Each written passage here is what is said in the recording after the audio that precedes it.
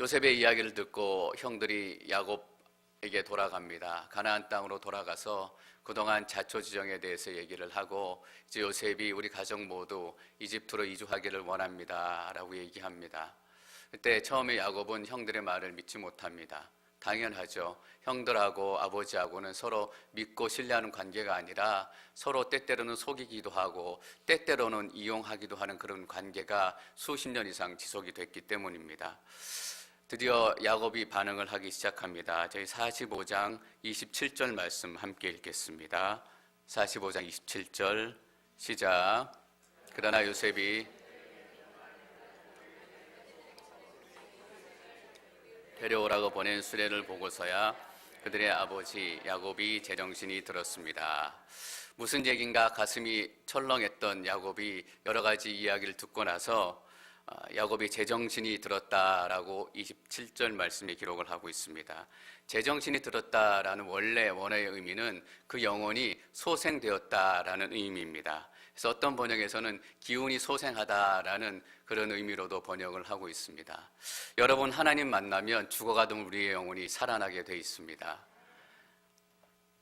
여호와는 나의 목자시니 내게 부족함이 없으리로다. 나를 푸른 초장에 누이시고 실만한 물가로 인도하시는도다. 그가 나를 소생시키시며, 하나님께서 우리의 목자가 되실 때 우리의 죽어가던 인생이 소생하고 우리의 죽어가던 삶이 새롭게 회복되어지는 역사가 나타나게 되는 것입니다. 여러분, 하나님 믿으십시오. 그럼 여러분 살아나게 될 것입니다. 제가 여러분 하나님 믿고 부자가 되겠다, 아니면 좋은 대학에 가게 된다라고 약속은 하지 못합니다. 그러나 더 큰 약속, 여러분이 살아나고 여러분의 가족이 살아나고 또 우리가 속한 공동체가 살아나는 놀라운 일들을 경험하게 될 것입니다. 그 가운데 필요하면 하나님께서는 부자로도 만들어주시고 또한 좋은 대학에도, 그러나 그것들은 다 마이너입니다. 메이저를 잘 잡아야 됩니다. 하나님을 믿으면 죽어가던 우리의 영혼이 살아나게 되는 그런 역사가 나타납니다. 우리가 야곱의 가족의 이야기를 통해서 그 변화의 과정들을 경험하고 있습니다. 46장 1절 말씀 저희가 함께 읽습니다. 1절 시작. 이스라엘이 자기에게 속한 모든 사람들과 함께 출발했습니다. 그는 부엘세바에 도착해 자기 아버지 이삭의 하나님께 제사를 드렸습니다.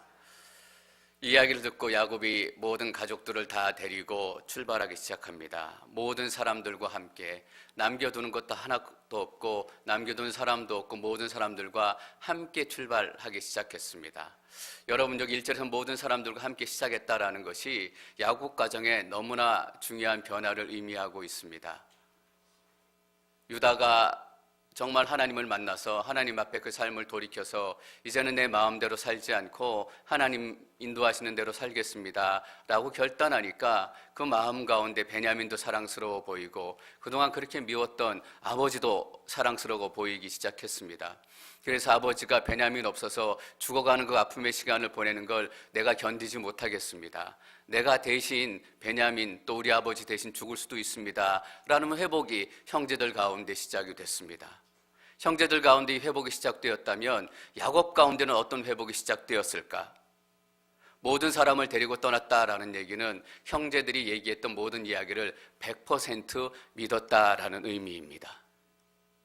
이 형들이 이전처럼 꽁수를 부리지 않을까, 뭔가 속임수를 가지고 있지 않을까라는 1%의 의심도 있었다면 누군가 남겨두고 다시 돌아와서 살아날 수 있는 그런 방법들을 남겨두었을 거예요.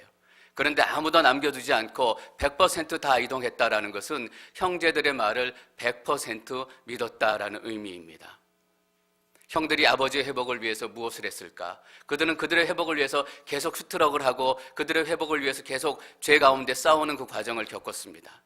그런데 그 과정 가운데 아버지를 만나게 되니까 아버지의 마음과 아버지의 생각과 아버지의 인생도 변하기 시작하는 것입니다. 여러분, 왜일까요? 성령께서 그 가운데 은혜로 역사하기 시작하셨기 때문입니다. 우리는 억지로 우리 가족이 회복되어지기 위해서 막 억지로 무엇인가 의도적으로 노력하려고 합니다. 때때로 그런 것이 필요할 때가 있습니다. 그런데 더 중요한 것은 우리 각자가 하나님 앞에 스트럭을 하기 시작하고 우리가 회복되어지기 시작하면 우리의 남편도 회복되어지고 우리의 아내도 회복되어지고 우리의 아버지도 회복되어진다라는 거예요. 저희 집안은 대대적으로 유교를 유교를 믿는다라기보다는 예수님을 안 믿는 집안이었어요. 뭐 불교 다니고 유교를 믿는다라는 것이 특별한 종교가 있다라기보다는 그냥 우리나라 전통에 갇혀 있는 그런 집안이다라는 의미잖아요. 그래서 그 전에 우리 집안이 많이 답답한 모습이 있었어요.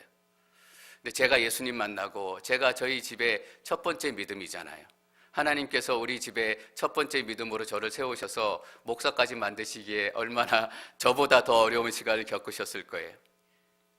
제가 하나님 만나고 나니까 그 전에 우리 집안 가운데 회복되어지지 않았던 것들이 아직은 회복되어져야 될 부분이 너무나 많아요.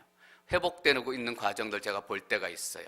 제가 예수님 믿고 제가 목사가 되니까 우리 집안 식구 중에 또 우리 먼 친척 중에 교회 나가면 교회 못 나가게 호통지고 또 혼내고 붙잡으셨던 저희 아버지께서 예수님 만나고 세례받고 또 교회에 다니시고,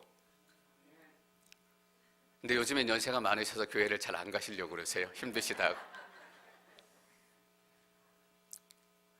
그렇지만 내가 변하기 시작하니까 아버지가 변하기 시작하고, 저는 몰랐는데 중간에 저희 어머니는 벌써 세례를 받으셨더라고요. 제 동생들이 신앙생활을 아직 하지 않아요. 그러나 제가 하나님께 더 가까이 가고 제가 정말 하나님의 사람으로 변해가기 시작하면 하나님께서 우리 가정 가운데 더 큰 회복을 일으키실 줄 저는 믿습니다. 여러분, 모든 형제들, 모든 가족들이 떠났다라는 것이 이런 의미예요. 그냥 다 떠났나 보다, 빨리 요셉을 만나고 싶어서 거기서 끝나는 것이 아니라 정말 형들의 말을 100% 신뢰하기 시작했기 때문에, 서로 믿기 시작했다는 것은 서로 사랑하기 시작했다라는 의미이기도 해요. 서로 용서하기 시작했다는 의미이기도 해요. 저는 여러분 가정 가운데 야곱 가정과 동일한 회복의 과정이 임하게 될 것임을 믿습니다. 이것이 하나님의 역사입니다. 모든 사람들과 함께 출발했대요. 여러분이 출발했다라는 것이 얼마나 큰 영적인 의미를 가지고 있는지 아십니까? 지금 야곱은 헤브론에 있어요. 헤브론에서 아마 20년 이상 30년 가까이 살았을 텐데, 헤브론에서 출발해서 어디로 가요? 이집트로 가요. 이 헤브론 또 브엘사바, 가나안 땅은 어떤 땅이냐면 하나님께서 너희에게 약속으로 주시겠다라고 약속하신 땅이에요. 그래서 하나님께서는 아브라함에게도 이삭에게도 이 약속의 땅 가나안 땅을 떠나지 말라라고 얘기하셨어요. 아브라함도 기근을 만난 적이 있었고 이삭도 기근을 만난 적이 있어요. 야곱이 지금 경험했던 것처럼. 그때 하나님께서는 아브라함이 이집트로 도망가는 것도 기뻐하지 않으셨고 이삭에게는 직접 나타나셔서 이렇게 말씀하셨습니다. 이집트로 내려가지 마라. 내가 지정한 그곳으로 가라. 그래서 가나안 땅에서 블레셋들이 모여있는 그 땅으로 피신하게 돼요. 야곱은 이전에 이런 스토리를 다 알아요. 그리고 하란에서 살다가 이 약속의 땅 가나안 땅으로 돌아오기 위해서 얼마나 험하고 얼마나 거친 시간을 보냈는지 그 삶이 그 증거예요. 돌아오면서 어렵게 에서를 만나고 그 과정 가운데 야복강에서 이 골반뼈가 부러질 정도로 하나님의 천사와 씨름하고, 그래서 들어온 게 약속의 땅 가나안 땅이에요. 근데 요셉을 만나러 가는 기쁨도 있지만 기금 때문에 이 약속의 땅을 떠나게 되는 야곱의 마음을 생각해 보세요. 하나님, 내가 정말 이 약속의 땅을 지금 떠나도 되는 것입니까? 약속의 땅을 떠나도 되는 것이라면 내게 주셨던 약속의 땅의 의미는 무엇입니까? 하나님께 내가 약속하셨던 그 많은 자손들과 이 약속의 땅의 의미는 어떻게 되는 것입니까?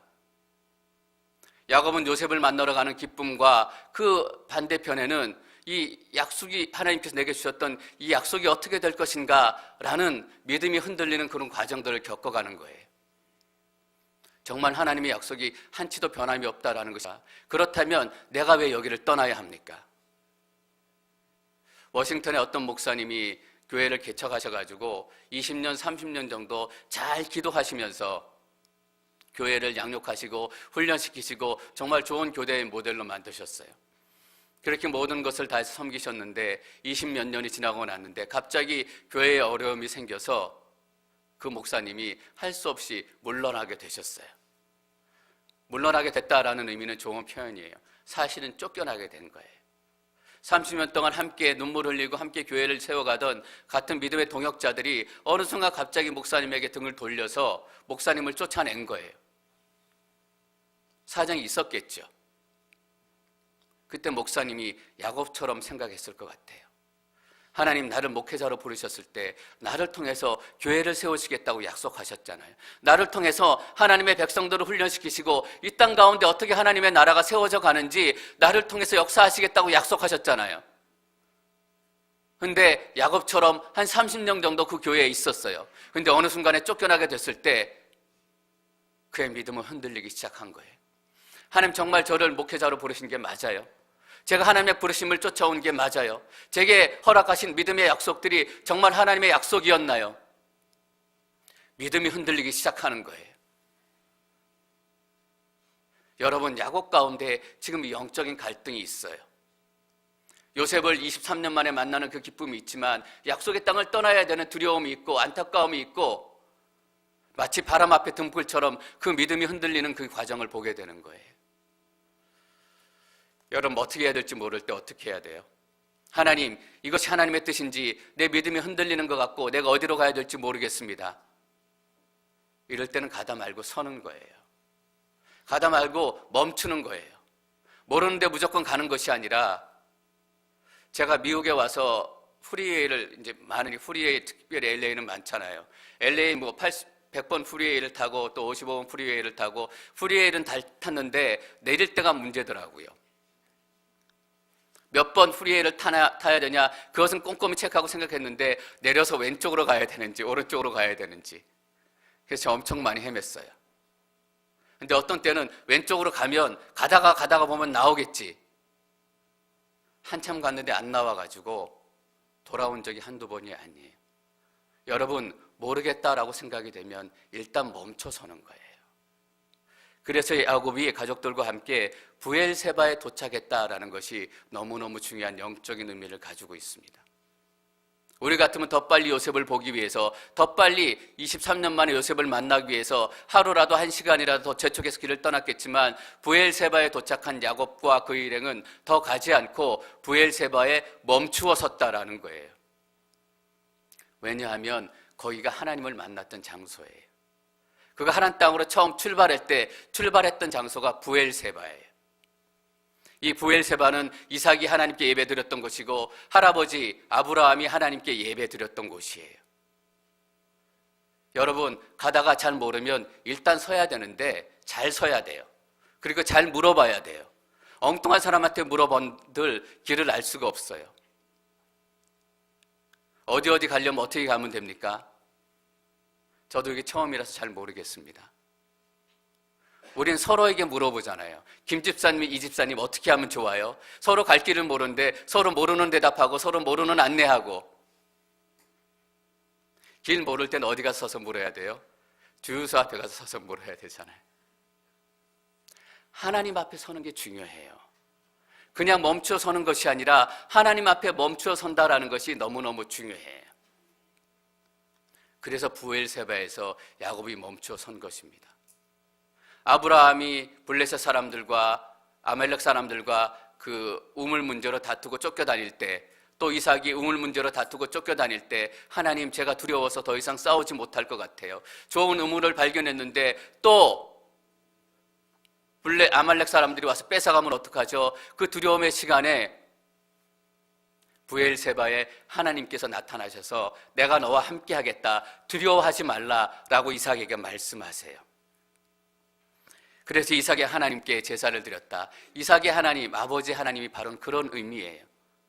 아버지에게도 나타났던 하나님, 아버지의 인생도 지켜주셨던 하나님, 그 하나님 앞에 야곱이 제사 드리기로 결정한 거예요.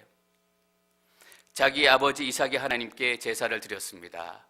여러분, 이 제사라는 말이 창세기에는 독특한 말이에요. 원래 의미는 희생 제물을 드렸다라는 의미입니다.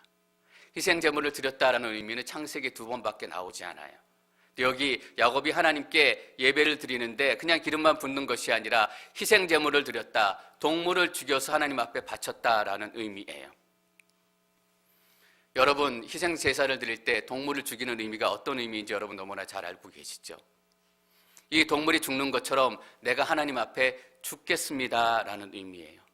이 희생 제물이 내 생이 죽습니다. 이제는 내 뜻대로 살지 않고 내 생각대로 살지 않고 하나님께서 말씀하신 하나님 말씀대로 살겠습니다. 이제는 내가 사는 것이 아니라 내 안에 계신 예수 그리스도께서 사시는 것입니다.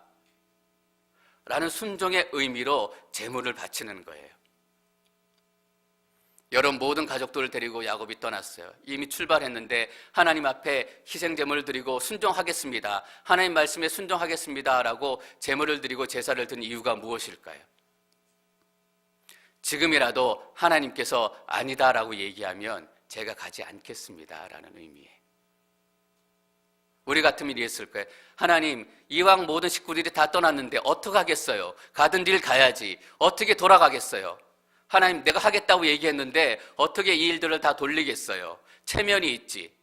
내가 하겠다고 얘기했던 그 약속이 있지. 하나님 앞에 희생제물을 드린다는 것은 어떤 이유에서라도 하나님께서 말씀하시면 내가 모든 것을 포기하겠다라는 의미예요. 여러분, 예배가 그런 의미예요. 저기 사무엘상 15장 말씀을 함께 읽도록 하겠습니다.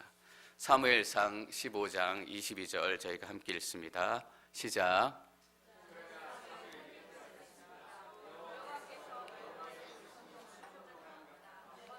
단 제사들을 기뻐하실 것 같소. 순종이 제사보다 낫고 귀 기울이는 것이 순양의 기름보다 낫소. 순종이 제사보다 낫다라고 사무엘이 사울 왕에게 이야기합니다. 사울 왕이 아말렉과 전쟁을 벌여가지고 승리를 합니다. 하나님께서 함께 하셔서 승리를 하는데 하나님께서 뭐라고 얘기하셨냐 하면 아말렉과 전쟁에 승리하게 되면 모든 전리품을 취하지 말고 다 죽이고 다 진멸하고 다 없애라라고 얘기하세요. 그런데 사울이 다 없애지 않고 좋은 것들을 나눠서 구별해놔요. 근데 사무엘이 와서 왜 좋은 것들, 이것들을 남겨놓고 없애지 않고 보유하고 갖고 있습니까? 남겨놓았습니까? 라고 얘기하니까 그때 사울이 뭐라고 얘기하냐면 이 가장 좋은 것들을 남겨서 하나님 앞에 제사 드리려고 했습니다 라는 거예요.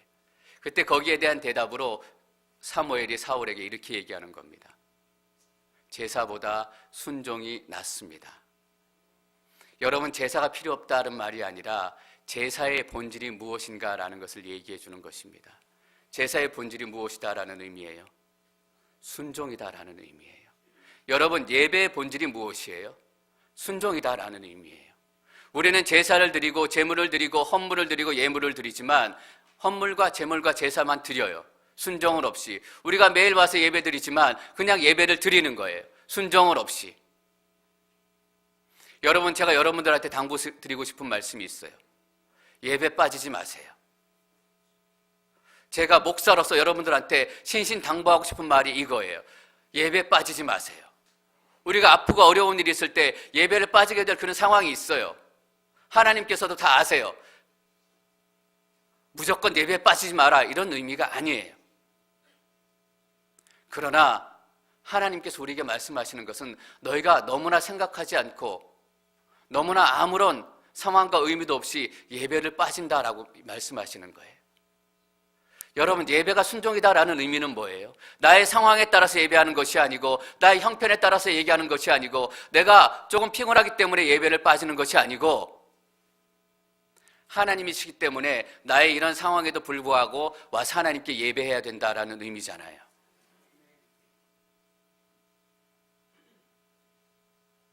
물론 다른 이민사회들도 이민교회들도 마찬가지 문제를 가지고 있어요. 제가 앵커리지 와서 2년 동안 같이 예배 드리면서 뭐 저희 교회뿐 얘기하는 게 아니에요. 앵커리 전체적인 분위기를 보니까 예배 왔다, 예배 빠졌다, 이게 너무나 일상적인 거예요. 교회 안 나오는 분들이 어쩌다 나오고 어쩌다 안 나오고 이러면 문제가 아니에요. 예배 10년 나오고 교회 20년 나오고 30년 다녔던 분들이 조금만 일만 있으면 교회 안 나오고 예배 빠지고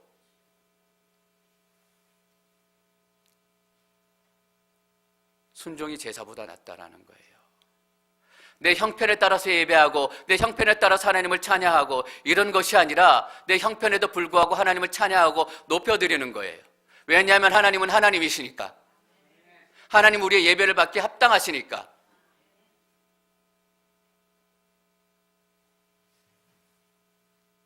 자존심 때문에 교회 안 오고 뭐 때문에 교회 안 오고 예배 빠지고 제가 단순히 교회 오고 안 오고 문제가 아니라 하나님 앞에 어떤 마음으로 예배 드리고 있느냐 이것을 여러분들한테 말씀드리고 싶은 거예요. 제가 목사로서 여러분들한테 이런 얘기하지 않으면 저는 목사로서 자격이 없어요. 예배 빠지신 분들 제가 한 주 어떨 때는 지나기도 하고 2주 연속 예배 안 나오면 꼭 전화 드려요. 저 교회 엔커리지 온누리 교회 교인이 한 명 줄까 봐 절대로 이것 때문이 아니에요. 그게 여러분을 향한 하나님의 마음이에요. 교회는 한 명 늘고 줄고 이것도 물론 중요한 문제예요. 그러나 더 중요한 문제가 있다라는 거예요. 여러분이 하나님 앞에서 예배할 수 있도록. 제가 전화 안 하면 계속 예배 안 나오실 거잖아요. 그런 분들이 있다고요. 너무 마음 아프게.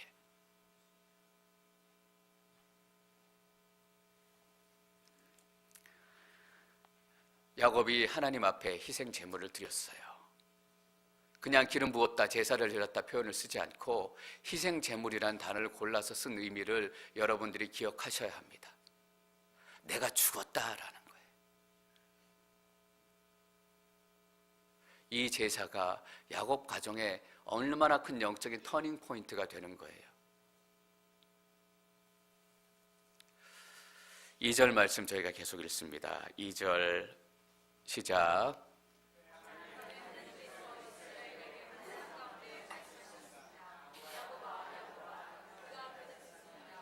제가 여기 있습니다. 여러분, 우리가 왜 하나님의 음성을 못 듣는지 아세요? 하나님께서 왜 우리에게 말씀하지 않는 것처럼 꽉 막혀 있는 줄 아세요? 하나님께서 말씀하시지 않기 때문이 아니라 우리가 순종하지 않기 때문이에요. 그래서 들리지 않는 거예요. 왜 사울 왕이 좋은 거 하나님께 드릴 거라는 핑계로 남겨뒀는지 아세요? 나중에 사울 왕이 이렇게 고백해요. 사무엘이 자꾸 사울 왕에게 질책하니까 사람들이 두려워서 내가 남겨놨습니다라는 거예요. 좋은 재물을 보니까 갖고 싶은 마음이 드는 거예요. 하나님께서 모든 것을 없애라라고 명령하셨지만 보니까 저것을 내가 좀 갖고 싶다. 사울 마음에도 그 마음이 들기 시작하고 사람들이 그렇게 얘기하는데 거부하려니까 두려운 마음이 들기 시작하는 거잖아요. 순종하지 않는 마음이 있으니까 하나님이 주시는 음성이 들리지 않는 거예요. 하나님께서 밤에 이스라엘에게 환상 가운데 말씀하셨습니다. 어떤 사람은 환상 가운데 말씀하시기도, 어떤 사람은 기도하는 가운데 말씀하시기도 하고, 어떤 사람은 말씀을 읽는 가운데 말씀하시기도 해요. 근데 우리의 문제는 뭔지 아세요? 순종하지 않으면서 우리의 것으로 갖고 싶다는 것이 가득 차 있으면서 왜 하나님께서 말씀하시지 않지? 스스로 내 음성을 끊는 줄 모르면서 그렇게 버티고 있는 게 하나이고, 또 하나가 뭐냐 하면 방법론에 너무 빠져 있다라는 거예요. 환상 가운데 말씀하실까? 성경을 읽는 가운데 말씀하실까? 기도 가운데 말씀하실까? 환상 가운데 듣는 하나님의 말씀이 진짜 말씀이야. 기도하는 가운데 듣는 말씀이 하나님의 진짜 말씀이야. 여러분 잘 기억하시기를 바랍니다. 하나님께서는 환상 가운데도 말씀하시고, 말씀을 읽는 가운데도 말씀하시고, 기도 가운데도 말씀하시고, 우리 지체들을 통해서 말씀하십니다. 뭐냐 하면 내가 그 말씀에 순종할 것인가 라는 마음을 가지고 있는 게 중요해요. 그러니까 우리는 자꾸 방법론에 빼앗기는 거예요. 환상이 진짜 같고, 뭐가 진짜 같고, 뭐가 가짜 같고. 그리고 야곱아, 야곱아 2번 부르세요. 하나님께서 급박한 상황이고 중요한 상황이기 때문에 야곱의 이름을 2번 부르셨잖아요. 근데 하나님께서 야곱의 이름을 2번 부르신 또 하나의 의미를 제가 깨달았어요. 2번 부르시고 3번 부르신 이유는 너가 들을 때까지 계속 부르겠다라는 의미예요. 야곱아, 야곱아, 아브라함아, 아브라함아. 다메섹에서 바울이 예수님께서 부르시는 음성을 들었어요. 그때도 한 번 부르는 것이 아니라 사울아, 사울아 2번 부르세요. 어떤 의미예요? 너가 내 음성을 들을 때까지 계속 너 이름을 부르겠다라는 의미잖아요. 여러분, 하나님께서는 여러분이 하나님의 음성을 들을 때까지 계속 부르시는 거예요. 여러분이 지금은 순종하지 않고 있지만 어느 순간인가 퍽 엎어져서라도 순종할 그 시간이 있기 때문에 계속적으로 여러분 가운데 박 목사, 박 목사 하고 계속 부르는 거예요.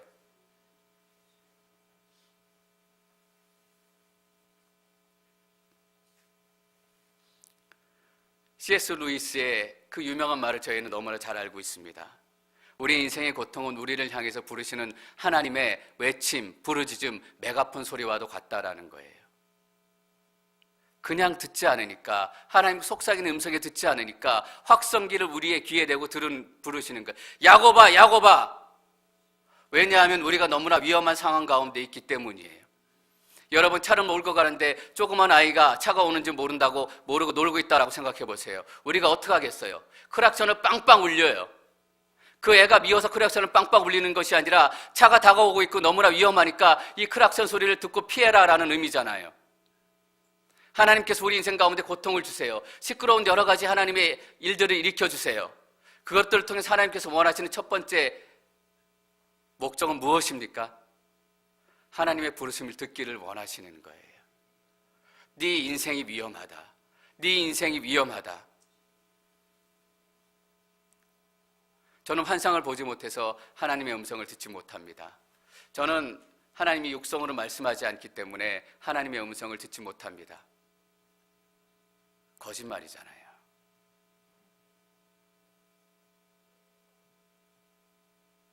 제가 좀 나태해지고 제가 좀 게을러지면 제 마음에 양심의 소리가 먼저 얘기해요.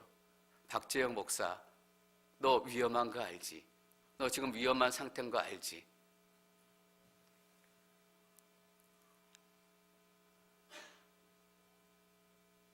우리가 못 들은 척하는 거잖아요.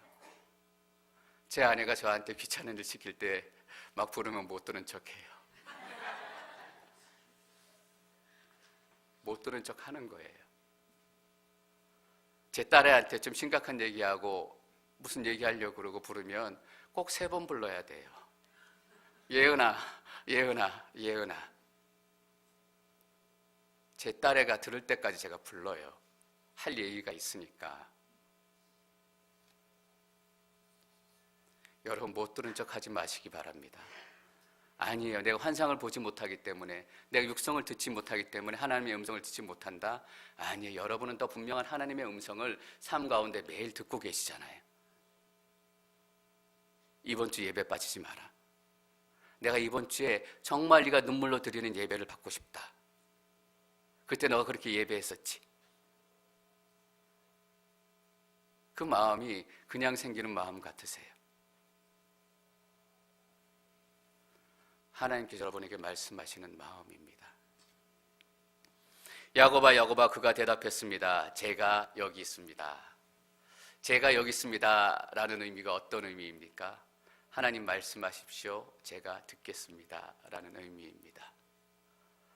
여러분, 저는 하나님의 부르심에 이렇게 반응하시기를 축원합니다.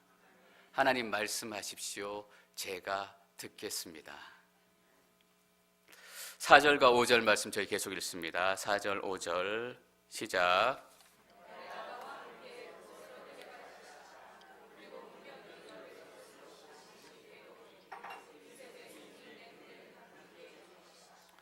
야곱이 부엘세바에서 떠났습니다. 이스라엘의 아들들이 바로가 볼에 준술에 자기들의 아버지 야곱과 자식들과 아내들을 태웠습니다.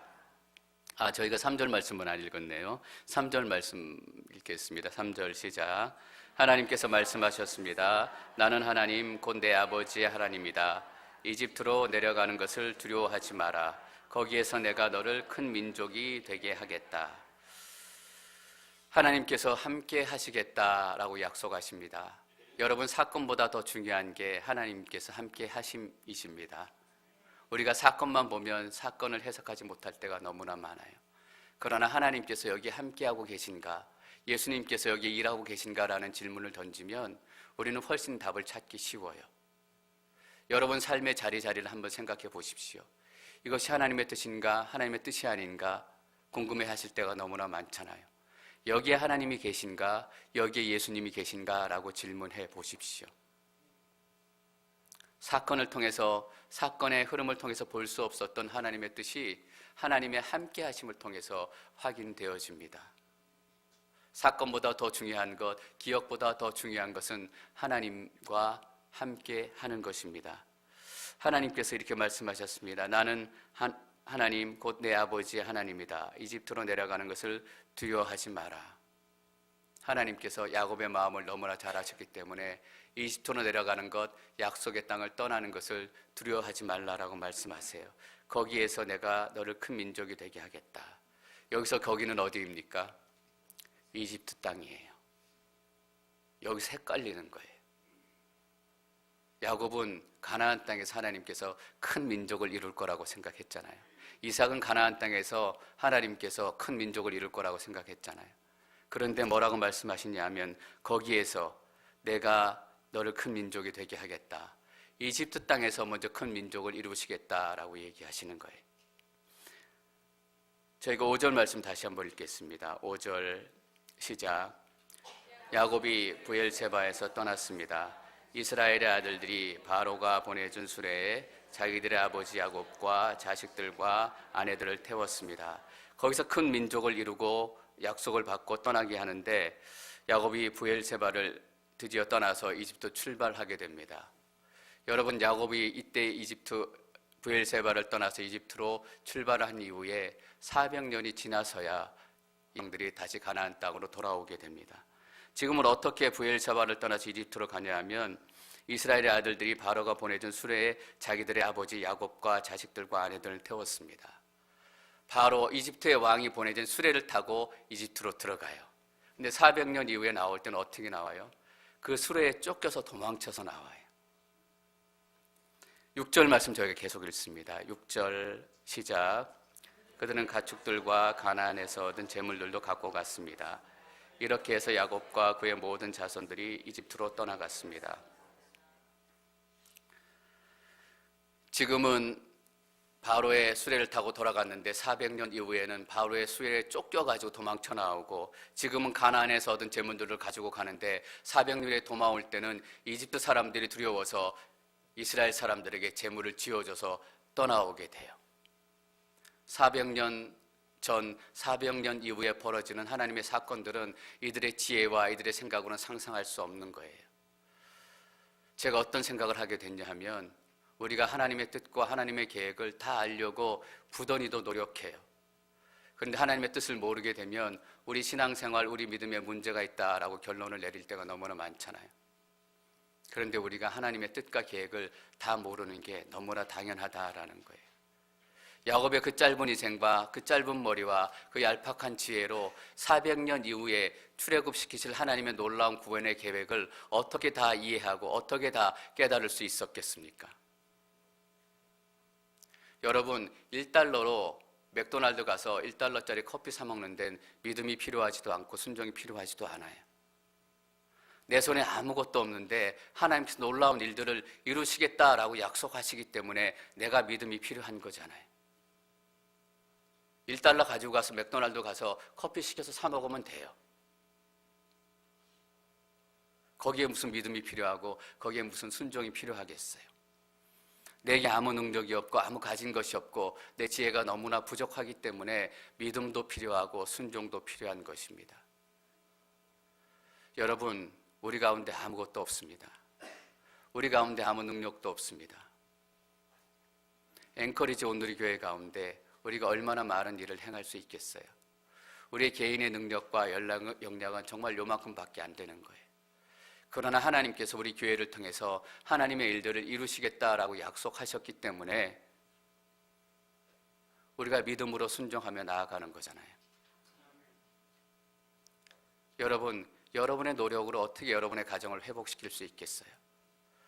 남편이, 아내가, 자식이 조금만 삐딱한 말 얘기하면 금방 성질이 나고 금방 부르르 떨리고 금방 화가 나는데 우리의 노력으로 우리의 가정과 우리의 자녀들이 어떻게 회복이 될 수 있겠습니까? 하나님께서 그렇게 하시겠다라고 약속하셨기 때문에 그 약속을 우리가 붙들고 나아가는 거잖아요. 그래서 믿음도 필요하고 순종도 필요한 것입니다. 7절 말씀 저희가 읽습니다. 7절 시작. 야곱이 손자들과 딸들과 손녀들 모든 자손을 데리고 간 것입니다. 처음에 야곱이 7장 1절에서 모든 가족을 데리고 출발했어요. 이때 모든 가족을 데리고 출발할 수 있었던 것은 형제들의 이 말을 믿었기 때문이에요. 가족 간의 신뢰가 회복됐기 때문에 모든 가족들을 데리고 출발할 수 있었던 거예요. 7절에 모든 가족들을 데리고 출발할 수 있는데 똑같이 모든 가족들을 데리고 출발하지만 이유는 너무너무 달라요. 이때 모든 가족들을 데리고 출발할 수 있었던 이유는 무엇이에요?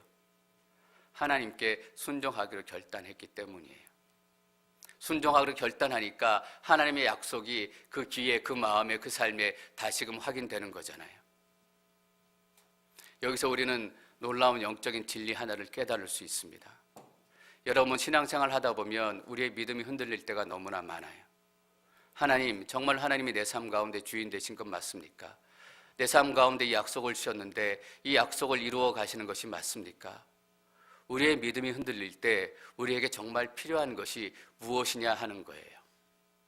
우리의 믿음이 흔들릴 때 우리는 기적을 요구해요.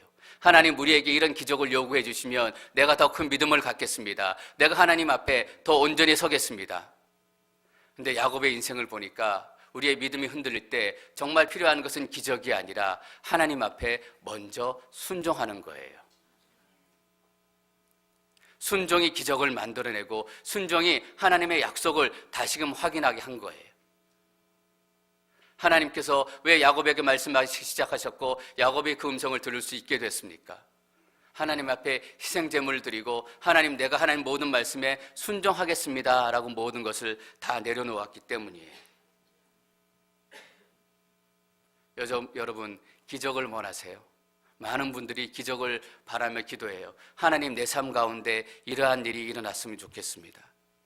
저도 그렇게 기도할 때가 많아요. 하나님, 우리 예은이에게, 우리 가정 가운데, 제 목회 사역 가운데 이러한 기적들이 일어나고 이러한 역사가 일어나면 하나님께서 나를 지키시고 나를 인도하시는 줄 내가 믿겠습니다. 그러면 내가 하나님 앞에 더 온전히 나아갈 수 있겠습니다.